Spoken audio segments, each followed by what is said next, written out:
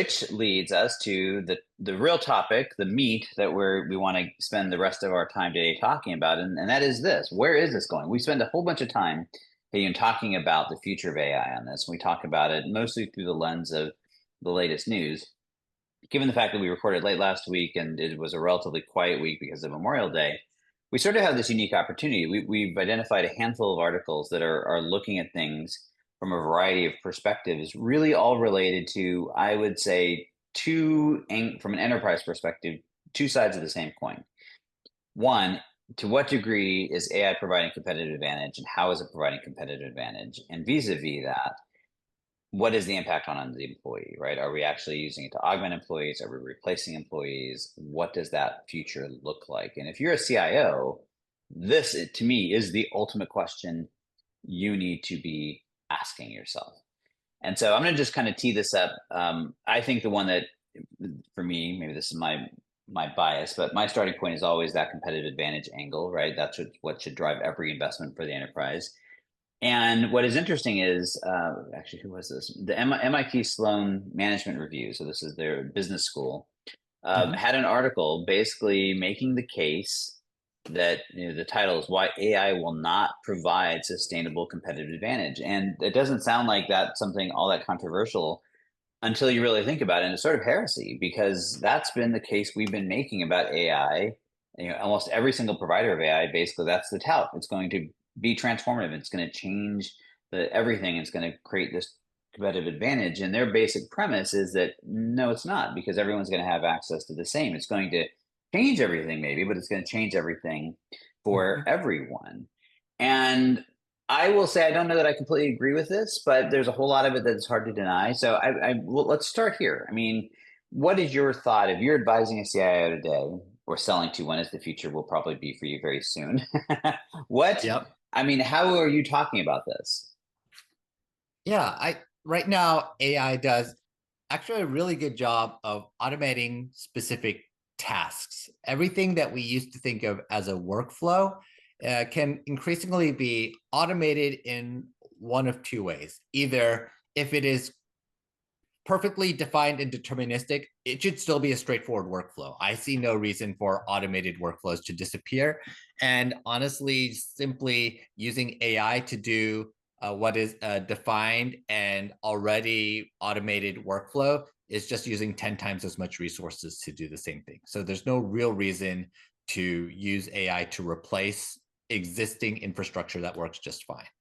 But when we have tasks that are being adjusted quickly in real time, or have some sort of probabilistic aspect to it, or some sort of adjustment that needs to be made relatively quickly, that's a good time to be able to use AI for a task. So, and these are relatively simple things that we want something to do, because we have several layers of work that we think of. There's task-based work, and there's kind of this higher level program or project-based work, and then there's actual jobs that take place. And we're talking about AI taking over jobs, when really what we should be talking about is AI taking over tasks that are challenging for people to perhaps articulate, but not necessarily difficult to understand the end results, and to be able to quickly tinker the end results if needed, if the question hasn't been understood fully.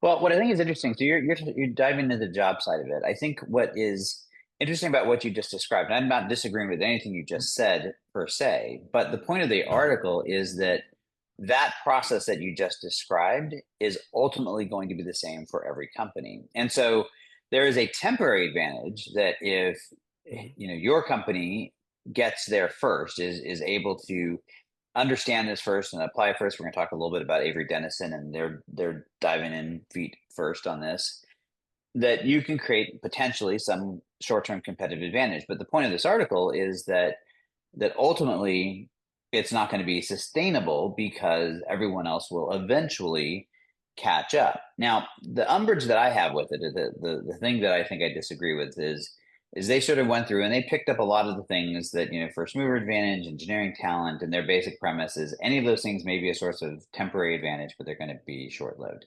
But the one that they brought up at the end is the one that I always hang my hat on, and that is this idea of proprietary data or proprietary workflows. Hmm.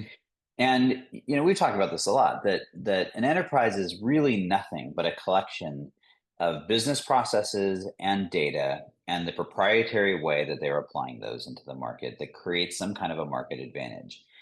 And the article sort of finishes with making the same case that the only sustainable competitive advantage is in optimizing for those specific points of differentiation, providing better value, providing better customer service, those sorts of things that actually tip a buying decision, and that AI in and of itself won't because everyone's using it. I think the point that I sort of argue against that is that, well, I think if you have better data and you can harness it more effectively, then you can leverage AI in a way that your competitors cannot because you've got better data and you have a better application of it.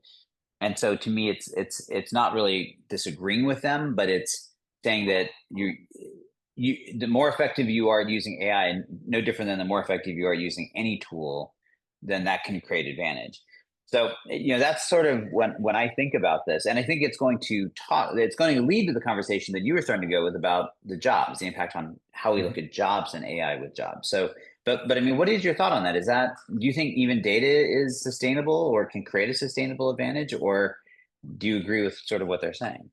I think both data and expertise can provide differentiation. So, for instance, we all have had access to spreadsheets in the workplace for several decades now. Every single entry level employee who accesses a computer has access to spreadsheet or Google Sheets or Excel or whatever. It does not mean that every employee knows how to use a spreadsheets to actually work their business. And this has been a separate software problem, but some people are so great at using spreadsheets that it replaces half of the software they're supposed to be using in the first place, because spreadsheets are actually quite powerful for personal productivity. And I think there's a similar opportunity with AI where we are underestimating the the level of expertise that can provide value. It's easy to just say, well, any dumb schmuck can type in a question and get an answer, so they know how to use AI. But smart users will probably end up orchestrating multiple AIs, 10, 20, 30 different types of AI, all going in different directions to do everything from scheduling to complex research tasks and everything in between. And then the job is to figure out how each of these is working, to know whether any of them are breaking in progress, and to be able to see how they work with each other. That's going to be the new normal from a work perspective. And I don't think I don't think this article totally takes that into account. They kind of assume that having access to AI will quickly lead to commoditization, and I'm not quite sure that is fully true.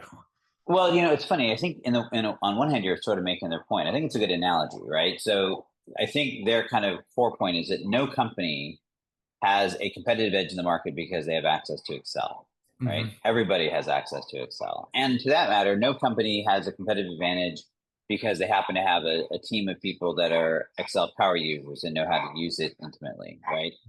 The advantage comes from the having access to the tool, having the expertise in using that tool, and then having the ability to apply it in a way that is unique to your business processes, to your data, to your market, that creates competitive advantage. Mm-hmm. And I think that's what's ultimately going to come out of this whole AI conversation.